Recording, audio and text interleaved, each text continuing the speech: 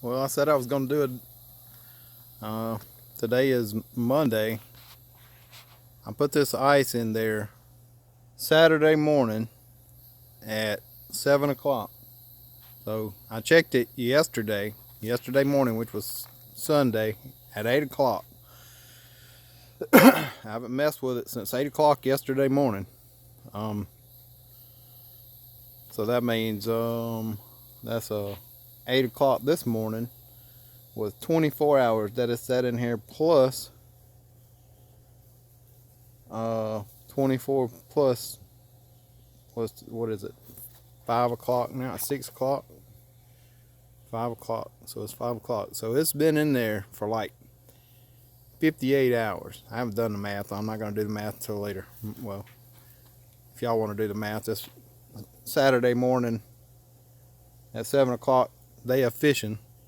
All day of fishing, opening and closing all day, sitting out in the sun, 80-degree weather. Come home, open it up Saturday night, and took my bait out, closed it back. Sunday morning, opened it up and closed it back, and now we're on Monday afternoon. We've just been in there for a day and a half that I haven't opened it. So, well, almost 2 days. Well, a day and a half. Yeah, actually a day and a half. 18 hours.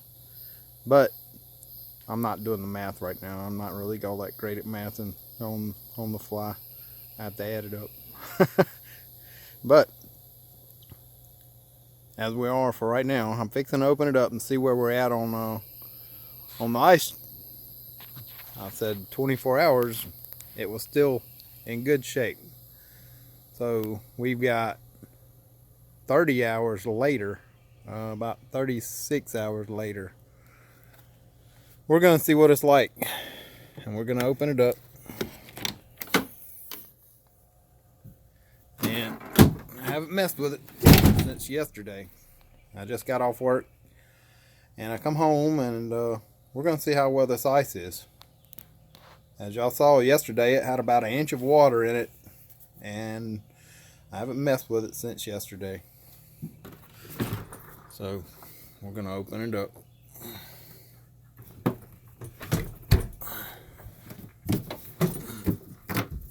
Man, that thing's got a really good seal to it.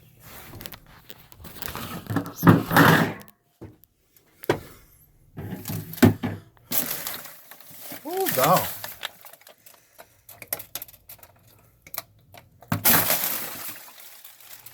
Well, the ice is melted.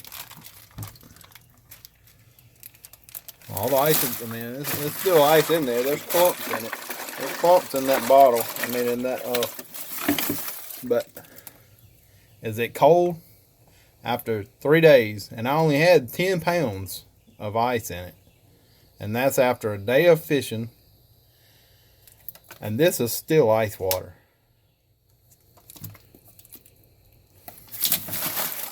There's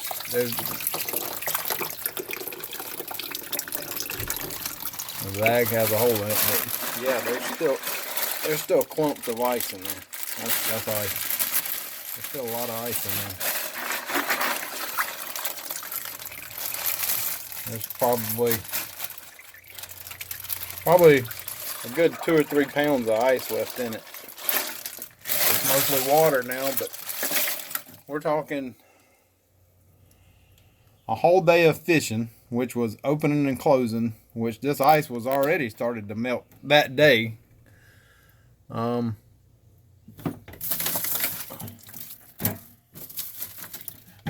These water bottles, they're still 50 degrees.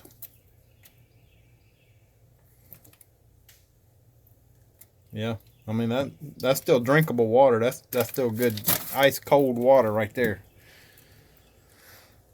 Now, do I believe this cooler is how do you say, worth the money for what it is? Well, that's what, 60 hours of being out in the hot sun and closed up in a camper.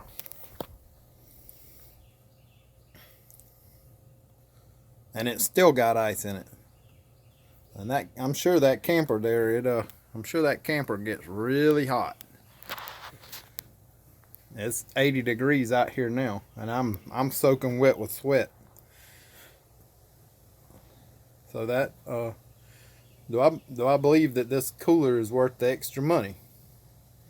If I were gonna go camping or actually go fishing for days, yeah, that'd be the cooler I'd put on my boat. So, do I believe in this cooler? Yeah, I think I do. I think it's worth the money.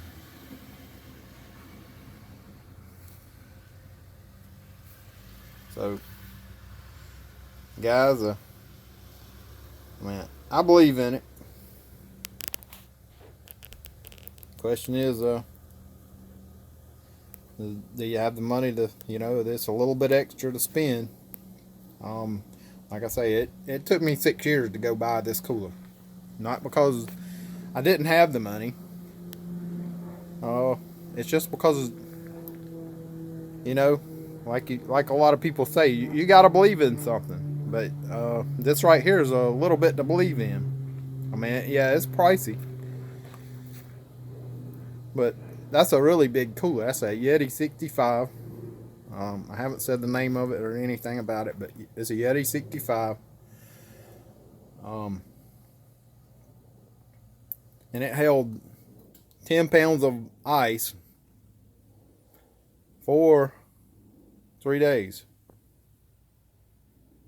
And that's opening and closing it. And being in a day of fishing, which that means opening and closing it and opening it a lot and leaving it open a lot, catching fish, and being in it, grabbing my bait.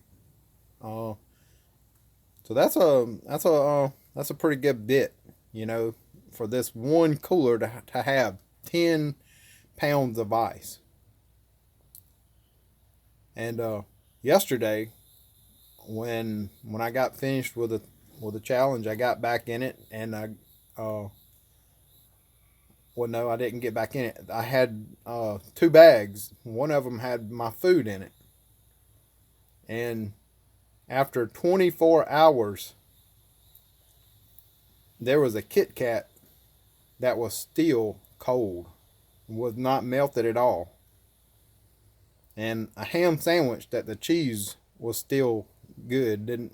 I ate it. I ate it for breakfast yesterday morning. So that's how much I believe this cooler is worth it. So I think my next challenge with this is to put 10 pounds of ice in it, and to put a candy bar in there.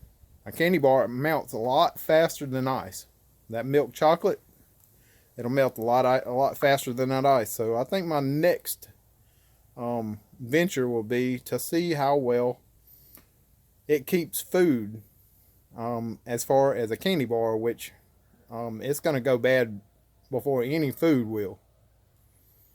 As you know, melts in your mouth, not in your hand. So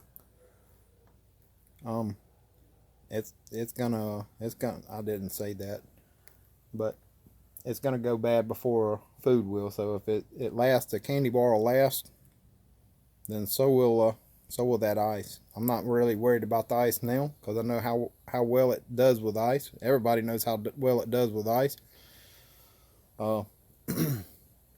But I had to prove for myself. I'll let some of y'all see what I'm doing with it.